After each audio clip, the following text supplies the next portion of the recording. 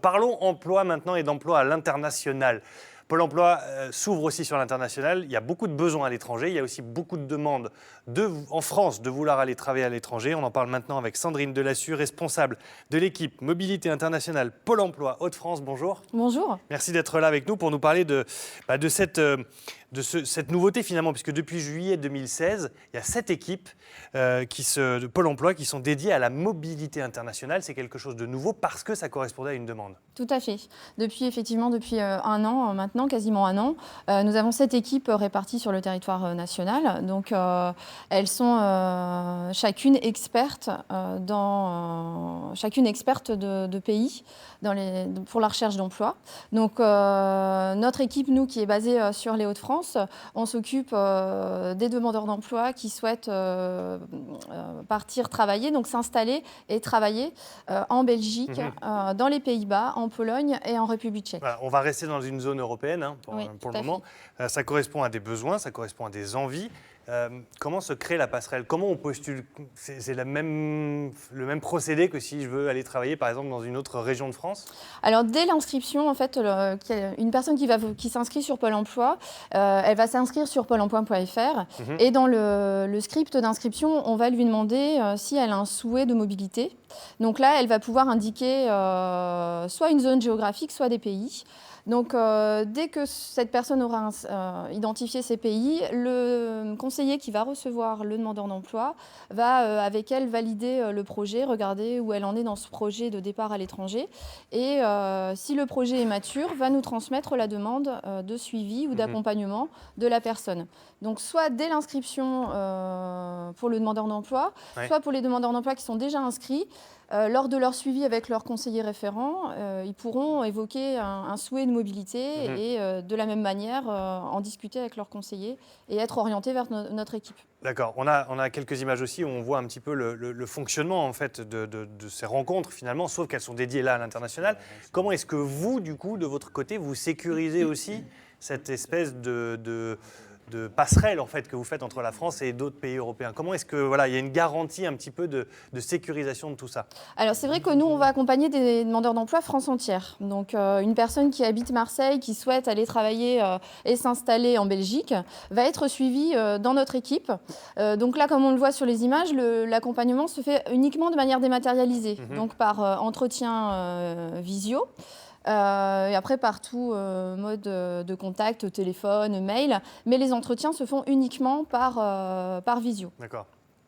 Derrière, vous avez aussi constaté qu'il y a une forte demande de cas particuliers aussi, c'est-à-dire de recherche de profils particuliers. Un exemple, par exemple, ce serait quoi?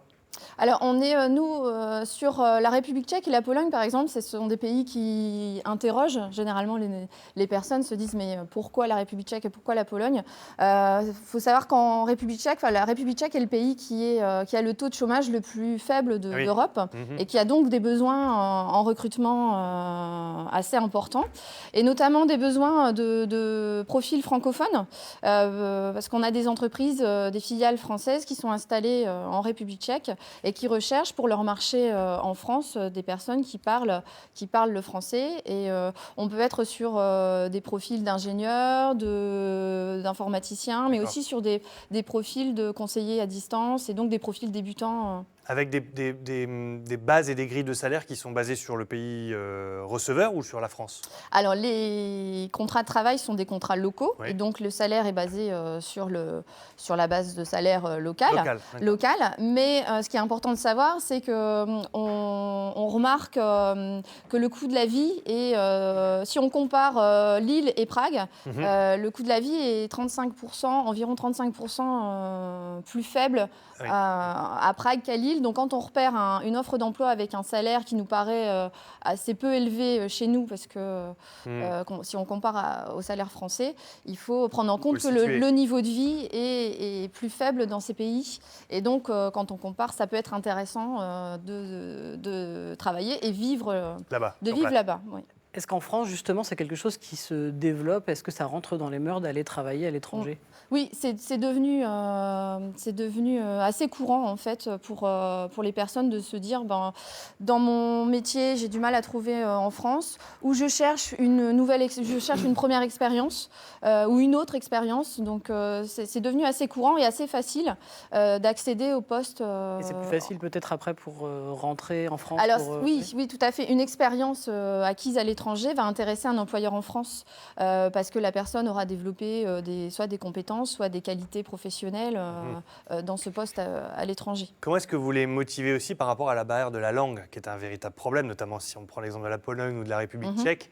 C'est pas forcément évident. Est-ce que ça nécessite des bases au départ ou est-ce qu'il y a un accompagnement aussi de l'apprentissage? Sur les postes que nous proposons, généralement, le français est recherché, mais la plupart des postes, il faut avoir un niveau d'anglais assez bon. Anglais, d'accord. Anglais. On n'a pas besoin de parler la langue, le tchèque ou le polonais pour postuler aux offres. Après, il est bon, une fois qu'on est sur place, d'apprendre la langue du pays pour s'intégrer plus facilement.